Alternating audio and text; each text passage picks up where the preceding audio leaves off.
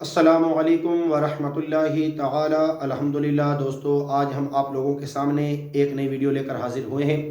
آج کی ویڈیو میں ہمارے دو سوال ہیں۔ پہلا سوال یہ ہے کہ کس طرح سجدہ کرنے سے ہمیں نماز کو دوبارہ پڑھنا پڑے گا، دوبارہ دہرانا پڑے گا نماز کو، کس طریقے سے ہم سجدہ کریں گے تو نماز ہمارے لیے دوبارہ پڑھنا ضروری ہے۔ اور دوسرا سوال یہ ہے کہ کس طریقے سے کھجلانے سے نماز کی حالت میں نماز ٹوٹ جاتی ہے، نماز چلی جاتی ہے۔ تو آئیے ان دونوں سوالات کے جوابات حل کرتے ہیں۔ پہلا سوال یہ تھا کہ کس طریقے سے سجدہ کرنے سے ہماری نماز چلی جاتی ہے، ہمیں نماز کو دوبارہ پڑھنا پڑے گا، دوبارہ دہرانا پڑے گا۔ تو آئیے اس کا جواب یہ ہے، جیسا کہ فتاوی رضویہ کے اندر اور بحر شریعت کے اندر لکھا گیا کہ سجدے کی حالت میں پاؤں کی 3 انگلیوں کا پیٹ زمین پر لگنا یہ واجب ہے۔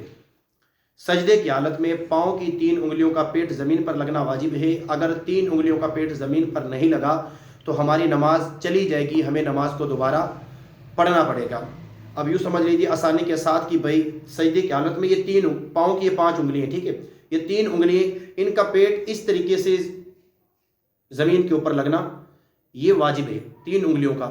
اگر آپ نے اس طریقے سے آپ کا پیٹ زمین کے اوپر نہیں لگا تو آپ کا سجدہ صحیح نہیں ہوگا، تو آپ کو نماز کو دوبارہ پڑھنا پڑے گا، دوبارہ دہرانا پڑے گا، کیونکہ آپ کا واجب ترک ہو گیا۔ 1 انگلی کا پیٹ زمین پہ لگنا یہ فرض ہے، اور 3 انگلیوں کا پیٹ زمین پر لگنا یہ واجب ہے۔ اگر 3 انگلیوں کا پیٹ زمین پر نہیں لگے گا تو نماز کو دوبارہ پڑھنا پڑے گا، دوبارہ دہرانا پڑے گا۔ اور اسی طریقے سے سجدے کی حالت میں ناک اگر ہڈی تک نہ دبا پھر بھی ہمیں نماز کو دوبارہ دہرانا پڑے گا، دوبارہ پڑھنا پڑے گا۔ اصل میں کیا ہوتا ہے، بہت سارے لوگ یوں کرتے ہیں، سجدے میں چلے جاتے ہیں وہ اور ناک کو لگایا بالکل ٹچ کرتے ہیں زمین کے ساتھ اور اٹھا لیتے ہیں۔ ایسا نہیں، اگر ایسا کرو گے تو نماز کو دوبارہ پڑھنا پڑے گا، نماز دوبارہ دہرانی پڑے گی ہمیں۔ جب سجدے میں جائے تو ناک کو اتنا دبا دے کہ وہ ناک ہڈی تک دب جائے۔ اگر اس طریقے سے آپ دبائیں گے پڑھیں گے تو آپ کی نماز صحیح ہوگی، اور اگر آپ ہڈی تک ناک کو نہیں دبائیں گے تو آپ کو نماز دوبارہ دہرانی پڑے گی۔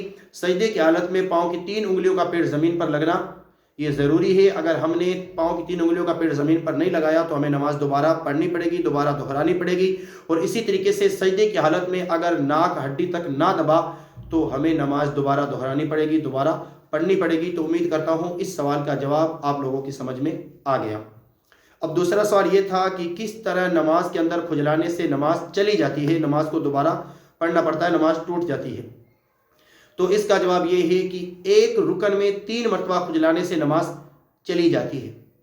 اب ہو سکتا ہے آپ لوگوں کو سمجھ میں نہ آیا ہو کہ رکن کسے کہتے ہیں۔ آسانی کے لیے تھوڑا اور سمجھا دیتا ہوں کہ قیام، جب ہم نے کھڑے ہوتے ہیں جس میں سورہ فاتحہ اور کچھ سورت ساتھ میں ملا کے پڑھتے ہیں، قیام، رکوع، سجدہ، قاعدہ اولا اور قاعدہ آخرہ، یہ سارے نماز کے ارکان ہیں۔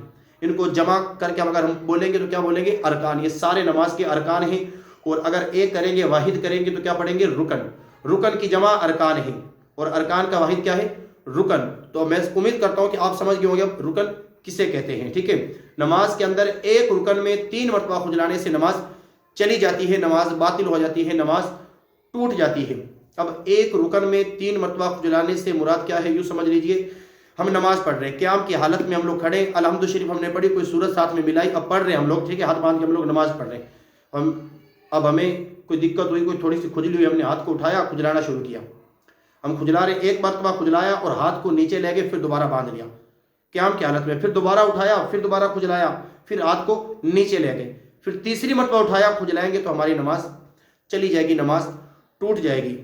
اور یہ بھی یاد رکھیے کہ ہاتھ کو آپ نے اٹھایا، ایک مرتبہ ہاتھ کو اٹھایا، ٹھیک ہے، اور کئی مرتبہ کھجلایا، ایک مرتبہ ہاتھ کو اٹھایا، کئی مرتبہ کھجلایا، یوں سمجھ لیے اب قیام کی حالت میں ہاتھ کو اٹھایا، کھجلایا، یہاں پہ کھجلی ہو رہی ہے، ہاتھ اٹھا ہوا ہے، اب یہاں پہ بھی کھجلی کی، پیچھے بھی لے گئے ہاتھ کو، ادھر ادھر ساری جگہ ہم نے کھجلی کی، ہاتھ اٹھا ہوا ہے، کھجلی کی، پھر ہاتھ کو باندھ لیا۔